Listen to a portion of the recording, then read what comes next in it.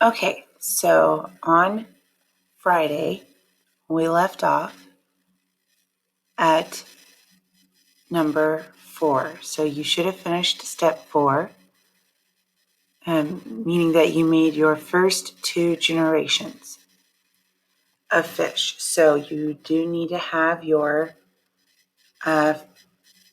paper strips back open in your Google Doc, and you need to have this page out right here. All right, so at this point it says that you should have set aside all of your yellow fish and recorded all of your information. So you should have your first 2 generations made up. Now remember, if you're a student who didn't finish this, your data should not look exactly like mine. So you're going to have to go back and use the paper strips. And remember, we were drawing them out 2 at a time, randomly. Kind of try to close your eyes a little bit while you're picking them if you need to help you, because you don't want to make pairs on purpose, because the matching up of genes is very random out in the wild. So we want it to occur as naturally as possible, random, like out in nature. So today, here's what you're going to do. You need to finish your 3rd and your 4th generation, but pay very close attention, because step 5 says draw paper strips to make your 3rd generation of fish.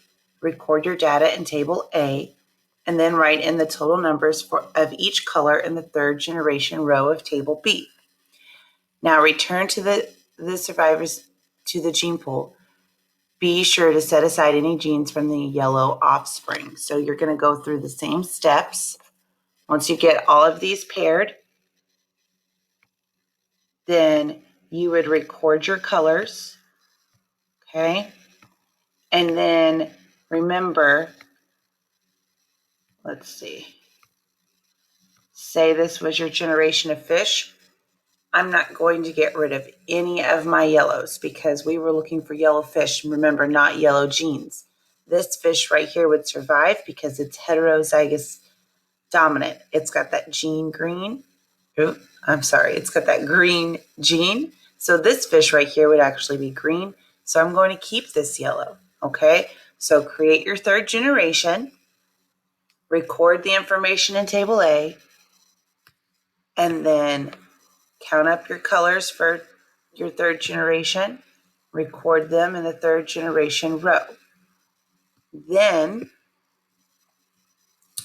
you've got a place for a 4th generation. Well, if you scroll down, first, you're going to answer these questions before making your 4th generation. You're thinking about the data so far. Okay, so what I would do is pause this video right now, make your 3rd generation, and then come back and we'll talk about the questions. So go ahead and pause the video to make your 3rd generation. Okay, now it says think about the data so far. Look at the numbers of each color. What has happened to the number of red, orange, and green fish over time? Remember to explain your answer. Number 2 says, have all the yellow genes disappeared? Has the population size changed? In what way? Would you expect this to occur in the wild? Please explain your answer. How does the population in the 3rd generation compare to the population in the earlier generations? Explain your answer. Remember, you're thinking about the gene combinations and you're thinking about the offspring. Were the offspring the same color in the 3rd generation as the offspring in the 1st generation? Now, any yellow fish, not any yellow strips, any yellow fish would be removed at this point. So remember, if you had a yellow gene, a yellow allele combined with something else, like over here we've got an orange fish, none of these would be thrown away. It's not going to be thrown away unless you have two yellow alleles come together to make a homozygous fish. Okay? So in this case, since I don't have any to get rid of, I would just mix them all back up.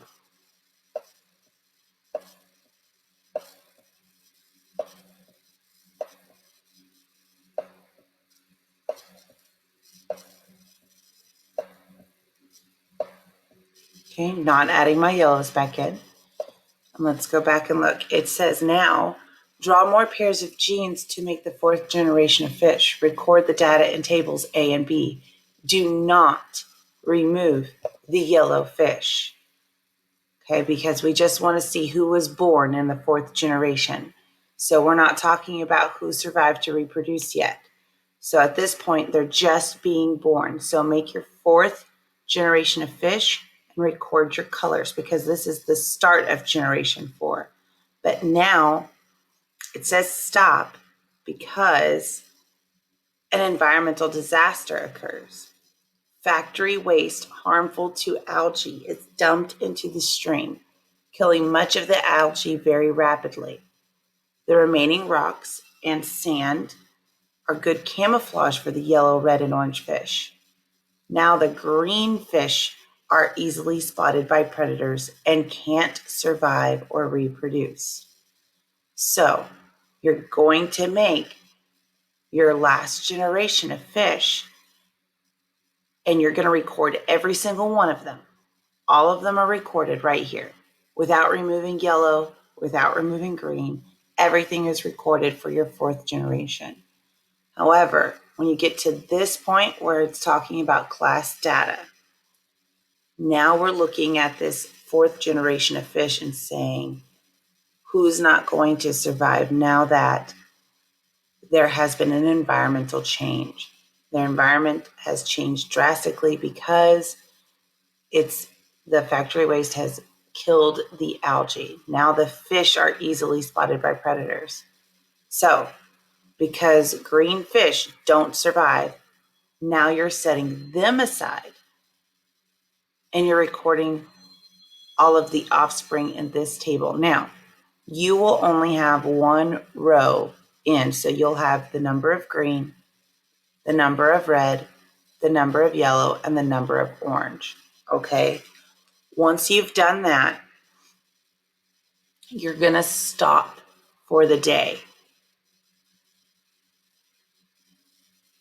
Because what you're going to do is you're going to be putting your data into a different chart for the class data. Then you'll be able to come in and answer these questions later. Okay? So for today, you are making your third generation, recording it, and making sure you remove your yellow. Then you're going to answer these questions. Then you're going to make your fourth generation, but not remove the yellow fish. Remember, you're going to record all of your fourth generation. Then, environmental change occurred. Now you're going to remove your green fish before you put this in the class data chart on your paper. Once you've done that, you're done for the day. You don't have to answer these questions at this point.